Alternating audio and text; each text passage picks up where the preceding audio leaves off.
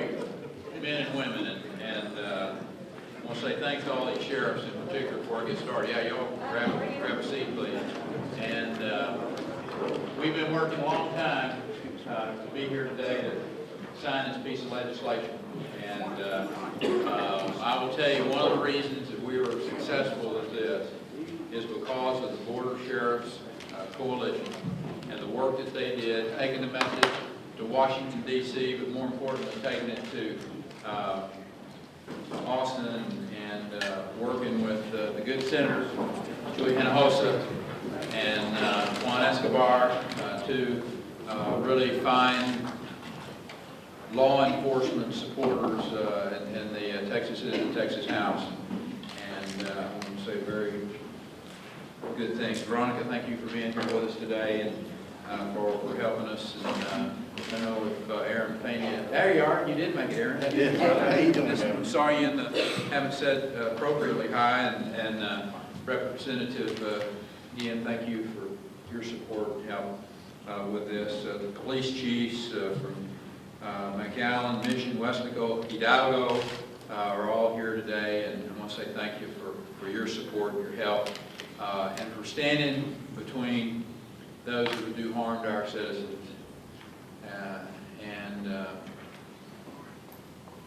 The good citizens of the state of Texas. We are all grateful and thankful for all of you men and women of law enforcement that are here today. I don't suppose there is a greater defining issue of the recently concluded session of the legislature than this issue of border security. You've heard me say it many times. You can't have homeland security until you have border security. And I know Steve McCraw, our Homeland Security Director, is here in the audience somewhere. Steve, thank you for all you do. You can't have border security unless you empower the men and women that are in this audience, those individuals who wear the badge, wear the uniform, unless you empower them to do all that they can to stop the illegal smuggling of humans, the weapons, the narcotics that are coming into our communities, into our state. And because of the actions of the 80th legislature, there are more officers that are going to be positioned along the border that will be able to stop those criminal enterprises. They're going to have more tools and technology to assist in the fight, if you will. There are going to be more of those surge operations, Frank, that we saw over the last year that are going to be funded to close down those key trafficking corridors that those drug cartels are using. We're putting an additional $100 million into border security operations that are going to help purchase new vehicles, new helicopters, new technology. This money is also going to be used to fund overtime for these individuals, officers that are out working long hours. These local sheriffs, these police departments, they can put more men and women on the ground in the fight. This funding will be used to reimburse various state agencies to provide, or those state agencies that provide crime-fighting assets, such as Department of Public Safety, Parks and Wildlife, those game wardens. Our entire goal all along has been to tighten the law enforcement noose around the drug cartels, those human smugglers, the criminal enterprises that exploit our porous border, that are poisoning our children with their drugs, destroying our way of life. And, let's be clear, most of the people that cross the border illegally are doing it seeking economic opportunity. But those who intend to do us harm don't dress any differently when they cross the border. They look the same in most cases. With hundreds of people apprehended each year from countries with known terrorist ties, securing our border is truly about stopping the next attack on America by terrorists. It's not about closing the door of opportunity to people who want to come here legally to contribute to our economy and our culture. But we cannot turn a blind eye to that tri-border region down in South America that has become a haven for terrorist extremists. Or, for that matter, to countries that have shown very little interest in helping us in that fight against terrorism, like Guatemala. Or the fact that there are 2 million Iraqi refugees who are dispersed around the world, many simply because they fear for their own life, but some because they seek to bring carnage to America. We face a determined enemy that is well-funded, that is willing to die for extremist ideology, and that respects neither our laws nor our borders. And that is why border security for this session was so vital. It's about saving lives. It's about protecting our way of life.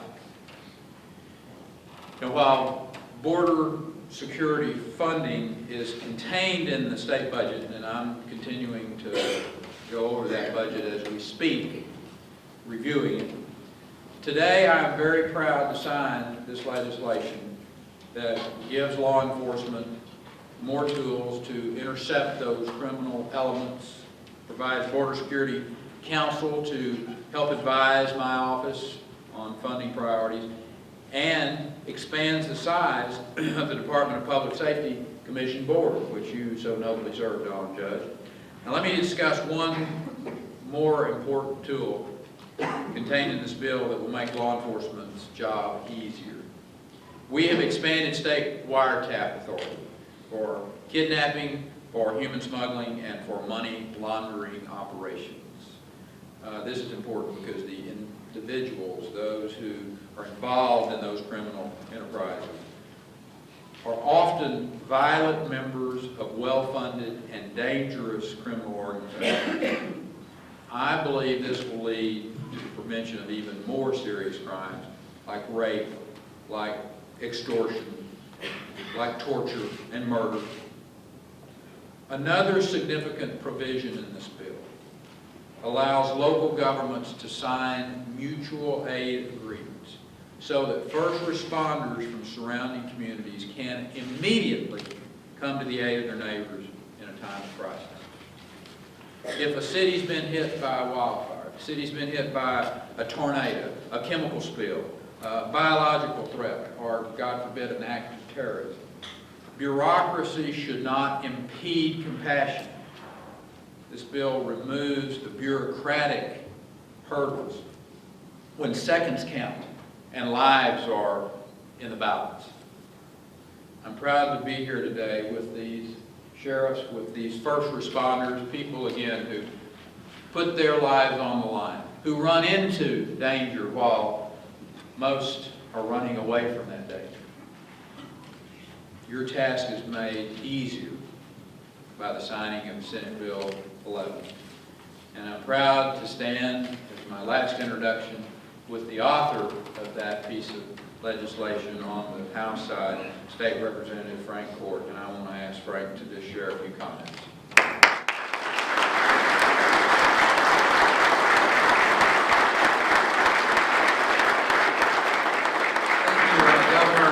It's a great pleasure to be here in the Valley. I must tell you that we did stop in San Antonio, which is my home, and we didn't have as many people as this, Governor, in my hometown to greet you. But I'm glad that they have them here in the Valley to be here and to listen to what you have to say. I just want to thank really my colleagues and just say a few things about them. Representative Escobar is the vice chairman of the committee that we serve on together, and I chair the Committee of Defense Affairs and State and Federal Relations. And I just, speak of him and Veronica and Representative Pena and Representative Guillen and also Senator Hinojosa, because we work as a team, and I want to explain that to some degree. We in the legislature, while we get criticized quite a bit for maybe not working together, this was an issue that we worked together on. Representative Guillen and Pena and Gonzalez, as well as Escobar and many of the other reps in the House realized that we needed to give resources to the law enforcement, to the first responders, and to make it better for them to do their job in protecting the citizens that they stand tall for every day. And so as it moved through the Senate originally, with Senator Corona being the Senate sponsor, and then eventually to the House, you could see that team effort. And I will tell you that it wasn't easy rowing for Senate Bill 11 and the border security, and these members are chuckling now because there was other bills that were targets that were by groups that would rather make a political statement than look at the safety of citizens. But the citizens from the Valley and the representatives and the people that they have elected, such as the ones on this stage today, stood up for their citizens to be a part of this legislation. So it was a bipartisan piece of legislation. It was Republicans and Democrats standing together to create legislation that would help these first responders. So I'm very proud, Governor, and I'm proud of the colleagues I served with. Senator Hinojosa was very instrumental when we got to the Senate and got back to the House, and we needed to persuade some of our other colleagues. And I mentioned in San Antonio about Senator Vanderputte. If it wasn't for the senators helping our House members to make it eventually pass it through the rest of the process, it would not be possible today. So I am very honored just to have a small part and be a part of this team of legislators that y'all send to Austin. Thank you very much.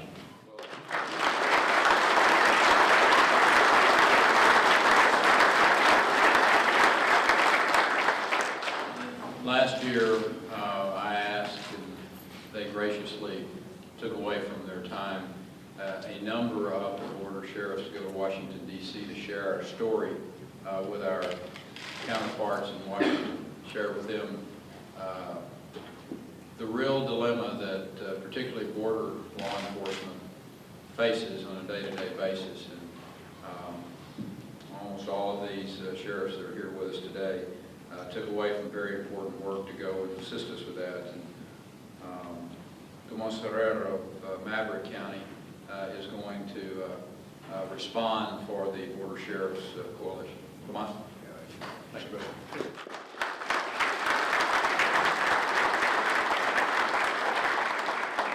Good afternoon, ladies and gentlemen. I'm Governor Rick Perry and staff, all of Texas Border Sheriffs Coalition members and staff and distinguished guests. I'd like to say that in May 2005, 16 Texas Border Sheriffs met in Laredo, Texas, where we organized the Texas Border Sheriffs Coalition. We were fed up with the rapid crime and the significant increase of narcotics, smuggling, human trafficking crimes being committed by illegal immigrants and against our citizens and property. Assaults on our peace officers were raised, and I could go on and on. At that meeting in Laredo, Texas, we decided to band together as one, plus the formation of the Texas Border Sheriffs. Well, it was born on May 2005. We wanted to take back our country, to protect our citizens and make the entire Texas-Mexican border a better place to live and work and raise our children. We sought the assistance of the federal government because we think of it as border security as a federal problem and an issue, but all we got was a runaround. We were ready to place boots in the ground, and we had our hearts and minds working on overtime to get the needed funds from the federal government, but it never came through. The Honorable Governor Rick Perry stepped up to the plate and went to bat for us that day. Governor Perry said we could not do all of this in his power to place boots on the ground, which he did. And we reduced crime on the border, which was the number one with him. The federal government back then talked about homeland security, and then that was all that we needed. But as you cannot have homeland security without border security. It comes first. Governor Rick Perry began his promise with $6 million to the Texas Border Sheriffs Coalition to strengthen our borders and to place boots in the ground immediately, to pay overtime to those officers that live and breathe and work on the border, officers that know the border like the back of our hands. Our vision as ones since the inception was to reduce crime, put a stop to narcotics, human trafficking, and doing one of the governor's initiatives in some counties, reduce crime up whopping 69% during this border operations. That percentage was born in Maverick County and Valverde County. Also, we had a significant drop in crimes and more arrests, seizure of drugs, and currencies. Texas Border Sheriff's Coalition came a long way in 2 years, and we've finally begun to make headways with the federal government and open many eyes in Washington, D.C. Not just with old rough Western talk, but we have laid out the facts and have proven documents to back up our commitments and needs. Ladies and gentlemen, as the chairman of the Texas Border Sheriff's Coalition representing 16 counties, we're extremely proud of the efforts of the Honorable Governor Rick Perry has made towards border security and continued efforts and pledge to secure the border and reduce crime.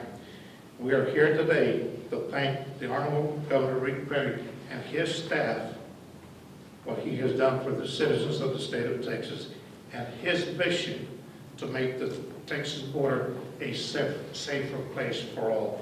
The Texas Border Sheriff's Coalitions continue to support Governor Rick Perry on all his endeavors, especially those pertaining to border security.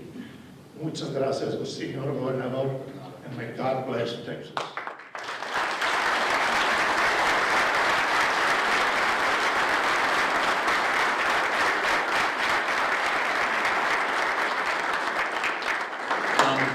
Thank you for your words. And to each of these sheriffs and to each of you that work in law enforcement, I want to say thank you. Because it truly is, this piece of legislation is about you. It's about giving you the resources. It's about giving you the support that you need and you deserve to continue to protect your citizens and your communities from those who would come in and do harm to our citizens. And I want to ask these border sheriffs and these state representatives and the honorable senator to stand with me as we sign a historic piece of legislation that is long in coming, overdue in coming, but I'm really proud of the work that we all collectively have done. And Tom, thank you for your nice words, but the fact of the matter is, it is all of you together that made today possible and this piece of legislation become a reality.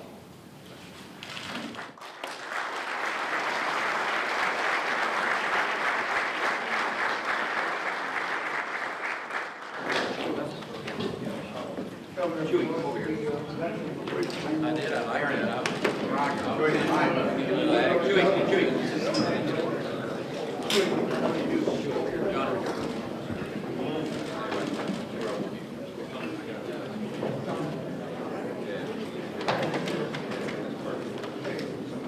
Everybody smile. Make me look good, eh? Make me look young.